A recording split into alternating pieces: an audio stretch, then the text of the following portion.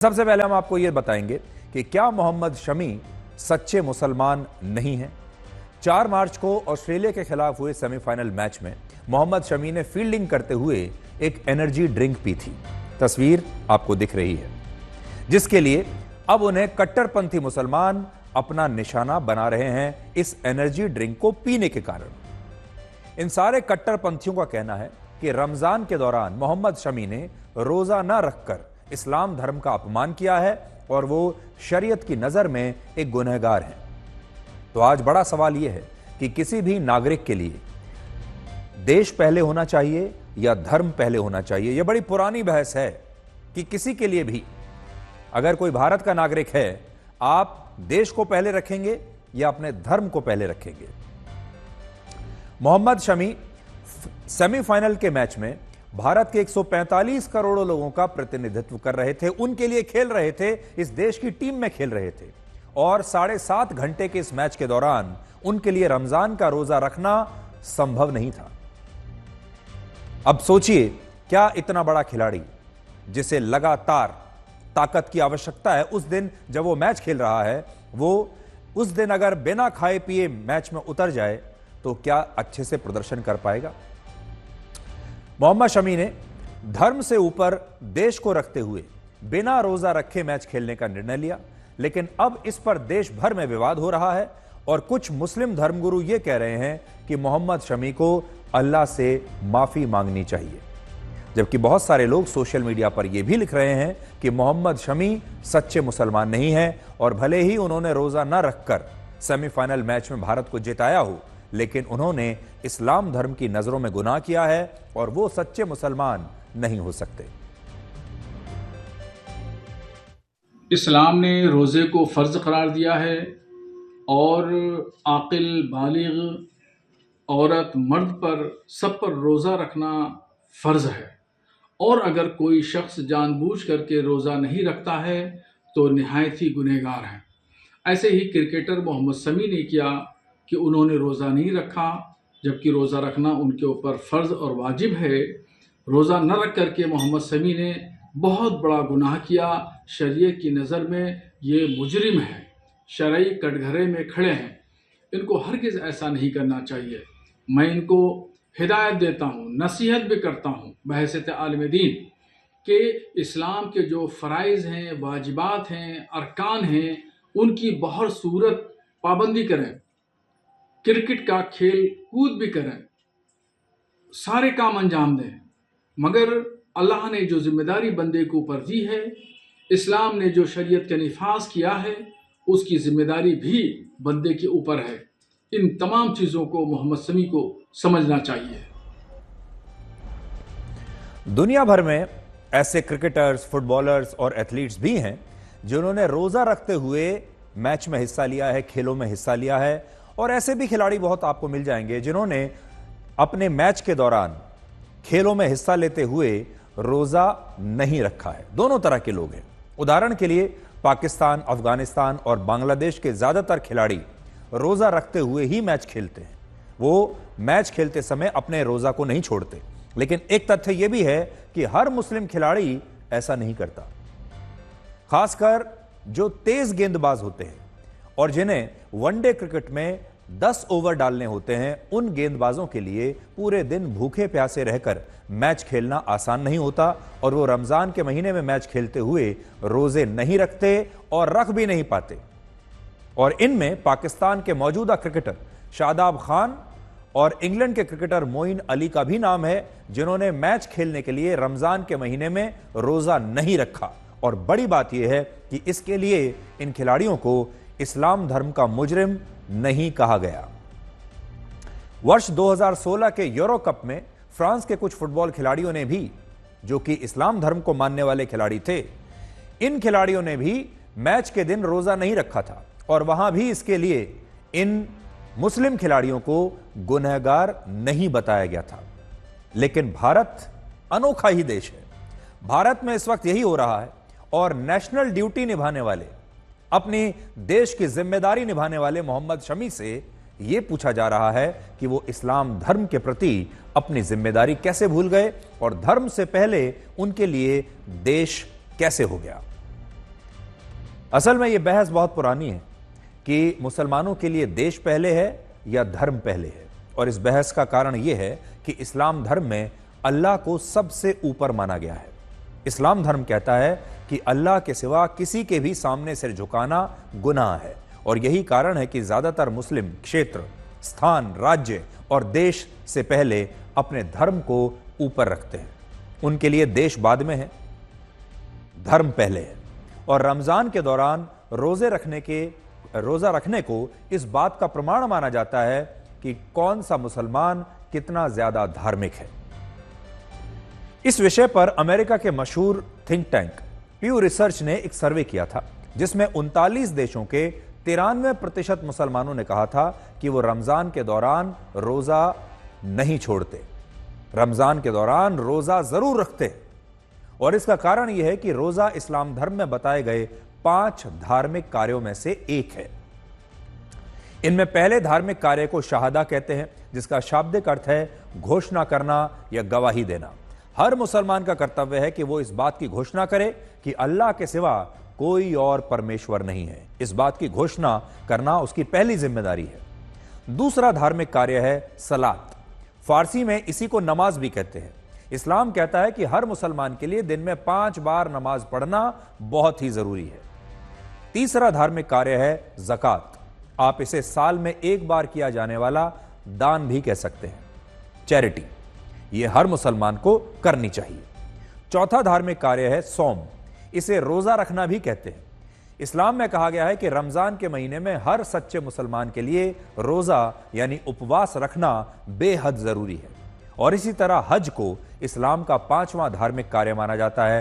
हर सच्चे मुसलमान का यह कर्तव्य है कि अगर वो मक्का जाने का खर्चा उठा सकता है तो जीवन में कम से कम 1 बार उसे अपने खर्चे पर हज पर जरूर जाना चाहिए। और यही कारण है कि जो मुसलमान रमजान के दौरान रोजा नहीं रखते, उन्हें शरीयत की नजर में गुनहगार माना जाता है, क्योंकि उन्होंने अपनी ड्यूटी नहीं निभाई इस्लाम धर्म के प्रति। आज यहां आपको यह भी पता होना चाहिए कि इस्लाम धर्म कुछ मामलों में रोजा रखने के लिए छूट भी देता है। और छूट क्या है? अगर कोई व्यक्ति बीमार है, अगर कोई इस दौरान किसी यात्रा पर गया हुआ है और यह यात्रा 78 किलोमीटर या उससे ज्यादा लंबी है, अगर कोई महिला गर्भवती है या रोजा रखने से उसके बच्चों की सेहत पर बुरा असर पड़ सकता है, और जो लोग बहुत ज्यादा बूढ़े हैं, बुजुर्ग हैं, उन्हें रोजा रखने से छूट दी गई है। और कहा गया है कि ऐसे लोगों को फिदिया करना चाहिए, जिसका मतलब होता है रमजान के महीने में गरीबों को खाना खिलाना। इसके अलावा इस्लाम धर्म कहता है कि जिन लोगों के रोजे किसी यात्रा के दौरान छूट जाते हैं, वो इन रोजों को बाद में पूरा कर सकते हैं। और मोहम्मद शमी के भाई ने कहा है कि मोहम्मद शमी भी उन रोजों को जो मैच की वजह से उनसे छूट गए हैं, वो ये रोजे बाद में रखेंगे। और मोहम्मद शमी एक सच्चे मुसलमान हैं। 10 ओवर काफी मुश्किल, इतने टेम्परेचर में 10 ओवर तो बहुत बड़ी बात है। 1 ओवर फेंकना मुश्किल हो जाता है। जितनी स्पीड से बॉलर, फास्ट बॉलर बॉलिंग करता है, 1 ओवर में ही सांस फूलने लगता है। तो ये तो 10 ओवर का फेंकने तो उसको, और मुल्क के लिए खेल रहा है, तो मुल्क के लिए तो भैया थोड़ा बहुत करना ही पड़ता है। क्या कहना चाहेंगे ऐसे लोगों के लिए जो इस तरीके से ट्रोल कर रहे हैं? ऐसे लोगों को शर्म आनी चाहिए, ये बेहूदी बातें नहीं बोलनी चाहिए उन लोगों को। पहले देश है, देश से आगे कुछ भी नहीं है। देश के आगे अगर आप ये जो भी मौलाना जो भी कुछ बोल रहे हैं, मुझे उनकी ज्यादा हो सकता है, मुझे ज्यादा नॉलेज हो इस्लाम की, मुझे कम नॉलेज है, लेकिन हमारे इस्लाम इतना छोटा, इतना कम नहीं है कि उसे कम लेके आकर हैं कि बहुत सारी सिकुड़ जाए एक जगह। ऐसा कुछ नहीं है। देखिए हमारे उसमें यह है कि अगर बीमार है बहुत ज्यादा तो आप रोजा नहीं रख सकते, आप उसको बाद में रख सकते हैं रोजा। और ये तो देश के लिए खेल रहा है, आप उसके लिए ऐसी बात कर रहे हैं। पहले देश है और सब चीजें बाद में। ये जो भी कर रहे हैं, ये देश को सपोर्ट नहीं कर रहे हैं बिल्कुल किसी हालत में भी। और इन ये चीजें ये नहीं सोच रहे कि आपका देश कहाँ पहुंचा हुआ है, आप कुछ फाइनल में खेलना है, वो फाइनल खेलने है आपकी टीम को, और उसके बाद आप ऐसी चीजें कर रहे हैं। और अब मनोबल कितना गिरता है सारे खिलाड़ियों का। वो तो देश के लिए सब कुछ करने के लिए तैयार है, रोजा भी छोड़ रहे हैं, सारे काम कर रहे हैं, देश के लिए कर रहे हैं, आपके लिए कर रहे हैं, आपका नाम होगा उससे, और आप ऐसी बेवकूफी की बातें कर रहे हैं। ये बंदे और अल्लाह के बीच का मामला है, इसमें मुल्ला को बोलने की जरूरत नहीं है, क्योंकि वो अपना राष्ट्र कर्तव्य निभाने के लिए गए हुए हैं और धर्म हमारा इसकी इजाजत देता है, क्योंकि हमारे दीन में जबरदस्ती नहीं है। और मुल्ला जी कह रहे हैं माफी मांगिए, आपने गुनाह किया है। तो गुनाह तो आपने किया है ये बोलकर, क्योंकि आपको बोलने का अधिकार नहीं था, आपको दीन के बारे में मालूमात नहीं है। तो इसलिए आपने जब ये बोला तो अब आपको माफी मांगना चाहिए पूरे देश से, क्योंकि वो हमारे राष्ट्र का धर्म निभाने के लिए गए हुए हैं और रोजा आकर वो रखेंगे, क्योंकि वो सफर में है। सफर में रोजा रखने की छूट है हमारे दीन इस्लाम में। अब आप देखिए, मोहम्मद शमी एक फास्ट बॉलर है, देश को उन पर नाज है और बहुत बार आपने देखा होगा मैच में भारत की उम्मीदें मोहम्मद शमी पर टिकी होती हैं।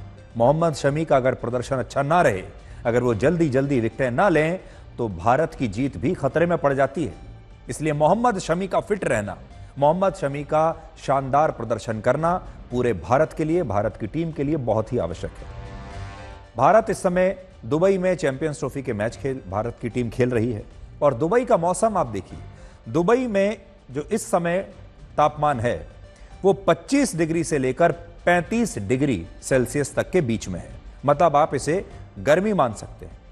इस तापमान में लगातार कई घंटे तक खेलना आसान नहीं है। इस तापमान में 10 ओवर फेंकना किसी तेज गेंदबाज के लिए बहुत मुश्किल काम होता है, जिसमें हर एक बॉल कसी हुई हो। अब आप सोचिए, अगर दिन भर उस खिलाड़ी ने कुछ ना खाया पिया हो, भूखा प्यासा हो, उस खिलाड़ी के एनर्जी लेवल्स देखिए कैसे होंगे। क्या ऐसा फास्ट बॉलर जिसने दिन में कुछ ना खाया पिया हो, कोई एनर्जी ड्रिंक ना पिया हो, वो क्या अच्छा प्रदर्शन कर पाएगा? और ऐसे में उस खिलाड़ी की पहली जिम्मेदारी क्या होनी चाहिए? अपनी टीम की जीत सुनिश्चित करना, अच्छा प्रदर्शन करना, या फिर रोजा रखना। हमारे देश में इस तरह के कट्टरपंथी धर्म गुरुओं की संख्या अब लगातार बढ़ती जा रही है, चाहे वो हिंदुओं में हो चाहे मुसलमानों में हो। कट्टरपंथी धर्मगुरु आते हैं, अपना नया नया ज्ञान देते हैं और हमारे देश के लिए जो लोग कुछ अच्छा काम कर भी रहे हैं उन्हें रोकने की कोशिश करते हैं।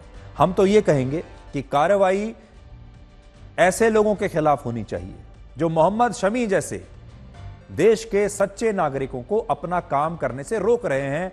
ऐसे मौलानाओं के खिलाफ कार्रवाई होनी चाहिए। वर्ष 1945 में, आजादी से पहले की बात आपको बता रहा हूं, हमारे संविधान के निर्माता डॉक्टर भीमराव अंबेडकर ने एक पुस्तक लिखी थी। इस पुस्तक का नाम था पाकिस्तान और द पार्टीशन ऑफ इंडिया। ये, जैसा कि आप इसके टाइटल से समझ सकते हैं, ये पाकिस्तान के बारे में थी, भारत के बंटवारे के बारे में थी और भारत में उस समय हिंदू और मुसलमानों के बीच जो समस्या चल रही थी, जो कि बंटवारे की वजह थी, उस पर उन्होंने ये किताब लिखी थी। इस किताब के पेज नंबर 291 पर उन्होंने लिखा कि भारत के मुसलमान कभी भी इस देश के लिए वफादार नहीं होंगे और वो खुद को मुसलमान पहले और भारतीय बाद में मानेंगे और इस देश में उन्हीं मुसलमानों को सच्चा मुसलमान माना जाएगा जो ना तो भारत को अपनी मातृभूमि मानेगा और ना ही हिंदुओं को अपना भाई कहेगा। ऐसे मुसलमानों को सच्चा मुसलमान माना जाएगा। अब आप सोचिए, डॉक्टर भीमराव अंबेडकर को वैसे तो हम लगातार इतना फॉलो करते हैं, उनकी तस्वीरें हर जगह लगाते हैं, हमारे देश के बड़े बड़े नेता उनके नाम पर राजनीति करते हैं, लेकिन इस विषय पर जो उनके विचार थे इसके बारे में कोई बात ही नहीं करता। वही पार्टियां जो आज भीमराव अंबेडकर की, डॉक्टर अंबेडकर की पूजा करती हैं, उनकी तस्वीरें दिखा दिखाकर वोट लेती हैं, उनकी भी राय इस मामले में डॉक्टर अंबेडकर से अलग है। और डॉक्टर अंबेडकर ने उसी वक्त यह कह दिया था कि उन्हीं मुसलमानों को सच्चा मुसलमान माना जाएगा जो भारत को अपना देश नहीं मानेंगे और हिंदुओं को अपना भाई नहीं मानेंगे। और आज उनकी बात बिल्कुल सही है। हमारे देश में आज भी कुछ लोग ऐसे हैं जो यही चाहते हैं। हालांकि यहां पर यह बात कहनी भी जरूरी है कि हमारे देश का जो आम मुसलमान है, जो इन मौलानाओं की एक बात नहीं सुनता, आज भी आम मुसलमान भारतीय टीम के लिए ताली बजाता है, आज भी आम मुसलमान अपने आप को भारत का नागरिक मानता है, लेकिन इन्हें भी गुमराह करने वाले लोग बैठे हुए। और आज आप देखिए यही हो रहा है। मोहम्मद शमी को रमजान के दौरान भारत के लिए क्रिकेट खेलने पर, अच्छा प्रदर्शन करने पर निशाना बनाया जा रहा है और उनके सच्चे मुसलमान होने पर इसी देश के मौलाना सवाल उठा रहे हैं। इस्लाम धर्म की तरह हिंदू धर्म में भी नवरात्रि के त्योहार पर 9 दिनों के उपवास रखे जाते हैं। लेकिन हिंदू धर्म में जो लोग इस दौरान उपवास नहीं रखते, उनके लिए कभी यह नहीं कहा जाता कि ये लोग असली हिंदू नहीं हैं। हिंदू धर्म तो इतना लचीला है कि यहां लोग नवरात्रि में बिना उपवास किए भी अपने काम पर जाते हैं, बिना उपवास किए रहते हैं। ज्यादातर लोग शायद यही करते हैं। 9 दिनों की बजाय सिर्फ पहले और आखिरी दिन ज्यादातर लोग उपवास रखकर छुट्टी पा जाते हैं। और बहुत सारे लोग तो ऐसे हैं जो फलाहार के नाम पर ऐसा उपवास भी रख सकते हैं जिसमें व्रत वाली नमकीन से लेकर कुट्टू के आटे के पकौड़े, साबूदाने की खीर, पापड़, व्रत वाला हलवा खा सकते हैं। यानी हिंदू धर्म जो है इस मामले में बड़ा लचीला है और सबको स्वीकार कर लेता है। आपने उपवास रखा है, नहीं रखा है, आधा उपवास रखा है, उस उपवास के दौरान भी आपने कुछ खा लिया है, पी लिया है, कोई समस्या नहीं, क्योंकि ये जो भक्ति होती है ये दिल से होती है। बहुत सारे हिंदू इस दौरान तपस्या भी करते हैं और इन उपवासों को बहुत गंभीरता से भी लेते हैं। ऐसे भी लोग हैं और इन लोगों में सबसे ऊपर नाम आता है प्रधानमंत्री मोदी का। प्रधानमंत्री मोदी पिछले 47 वर्षों से नवरात्रि के दौरान 9 दिनों के व्रत रखते हैं, जिसमें वो सिर्फ 1 गिलास नींबू पानी और 1 टाइम कुछ फल खाते हैं, वो भी बहुत कम या कभी कभी। और इस दौरान प्रधानमंत्री मोदी विदेश यात्राओं पर भी गए हैं, बड़ी बड़ी बैठकों में भी उन्होंने हिस्सा लिया है, सारे काम किए हैं और आप कभी ये नहीं कह सकते कि उन्होंने अपने किसी काम से समझौता किया हो, कॉम्प्रोमाइज किया हो या आराम किया हो। यहां हम एक बात यह भी कहना चाहते हैं कि धर्म कोई भी हो, धर्म बुरा नहीं होता। बुरे वो लोग होते हैं जो धर्म के नाम पर अपनी दुकान चलाते हैं और इस तरह के विवाद को खड़ा कर देते हैं। इसलिए चाहे धर्म हिंदू हो, चाहे इस्लाम हो, क्रिश्चियनिटी हो, सिख धर्म हो, धर्म कोई बुरा नहीं है। कोई धर्म अपने अनुयायियों को गलत काम करने के लिए नहीं कहता, लेकिन असल में जो धर्म के ठेकेदार हैं वो उस धर्म के नाम पर अपनी अपनी दुकानें चला लेते हैं।